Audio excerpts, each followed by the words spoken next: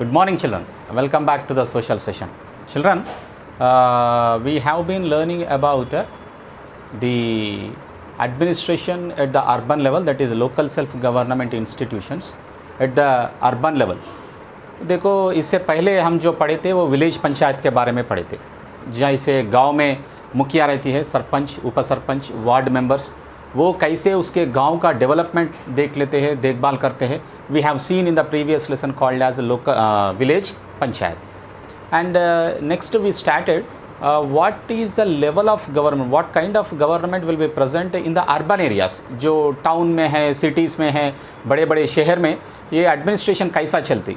अगर नल का पानी नहीं आ रहा तो चीफ मिनिस्टर आके देख लेता क्या हमारे घर में नल का पानी नहीं आ रहा, नहीं तो हमारे गली में गार्बेज कचरा भर के है, कौन साफ़ करता दिन. Who will do this? Whether the chief ministers will come and do that one. State level ministers और सेंट्रल लेवल मिनिस्टर्स आके कुछ काम करते क्या? No no no. It is a local self-governing institutions in the towns and cities which will take up the job of these all activities.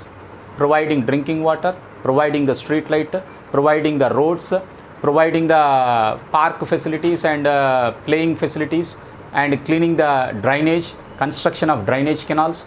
These all things are the duties of the local self-government institution. ये local self-government institutions क्या है sir? फिर उसका नाम क्या है बोले तो, see, if the population of the place of that region is less than 1 lakh, बोले तो 20,000 से 40,000 है समझो, 20,000 से 40,000 पॉपुलेशन है तो उसको नगर पंचायत बोलते उसको. जैसे हमारा परकाल, नरसमपेट जो है नहीं, ओके, उसे नगर पंचायत बोलते. अगर 40,000 से लेके 3 लाख तक है तो, अगर पॉपुलेशन 40,000 से लेके 3 लाख तक है तो इसको म्युनिसिपल काउंसिल बोलते हैं. उसको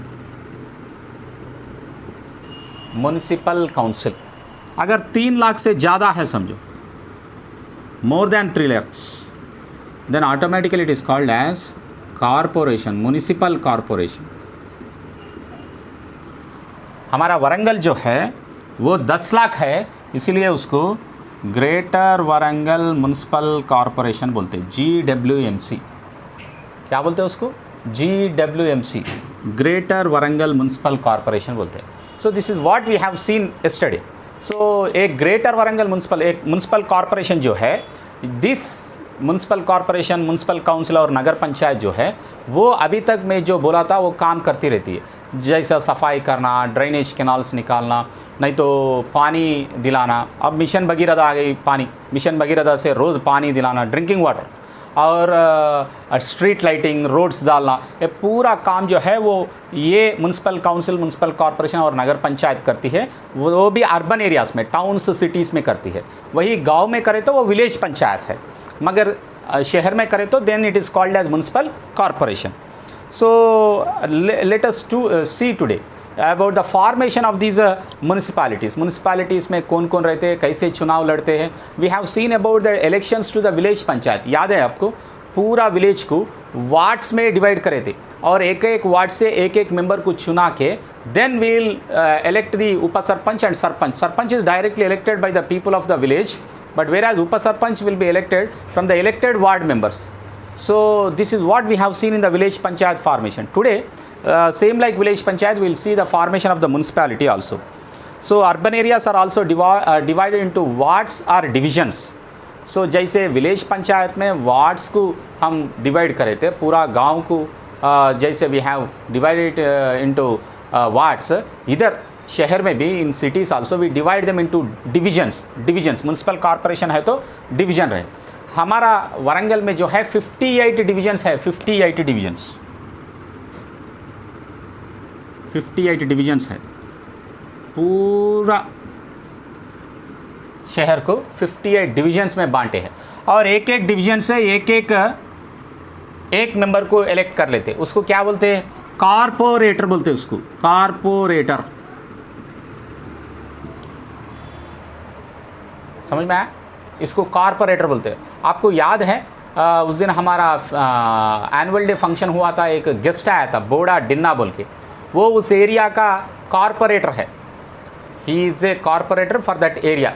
Okay, and there are many other corporators also. From first division to 58 division, 58 corporators will be there, and these corporators, okay, out of them one will be appointed as a mayor.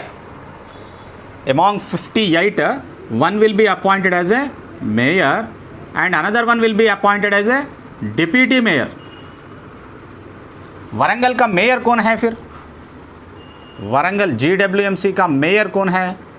गुंडा प्रकाश राव, जी Prakash Rao.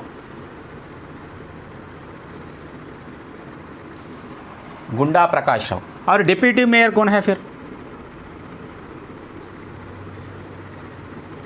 Sirajuddin.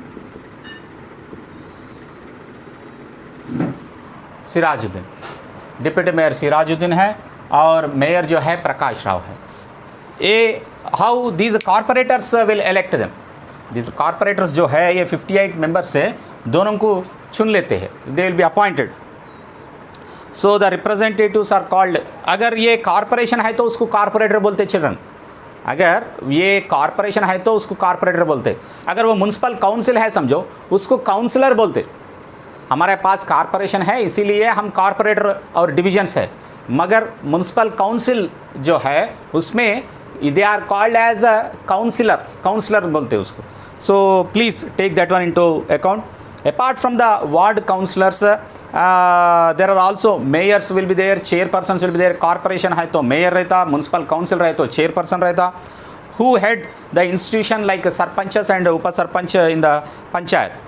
As per the election procedure followed to elect the Gram Sarpanch and the chairman, the mayor are elected directly by the enrolled voters of the municipality and corporation. But now they are not directly elected by the voters, they are indirectly appointed. These elected corporators will elect the mayor, so he is indirectly elected now. Now direct elections to the mayor is not there. Previously it was there. That method got changed. Okay, बोले तो corporator के लिए एक vote डालना पड़ता और mayor के लिए भी एक वोट डालना पड़ता. वो सरपंच को जैसे हम चुनाव लड़ते हैं, same like procedure was present even in the cities also, मगर अब वो निकाल के इनडायरेक्ट इलेक्शन करे थे. एक कॉर्पोरेटर्स जो है उसमें से मेयर को चुन लेते हैं और काउंसिलर्स, म्युनिसिपल काउंसिल है तो काउंसिलर्स जो है इसका हेड जो है चेयरपर्सन है. चेयरपर्सन बोलते हैं इसको. Okay, the head of the municipal council will be the what we call chairperson, and we also know that they are the voters who enrolled in the municipality and in the corporation. They will elect them. Tomorrow we'll see how does the municipality work, what is the function of the municipality work. We'll see in the next class, children. Thank you.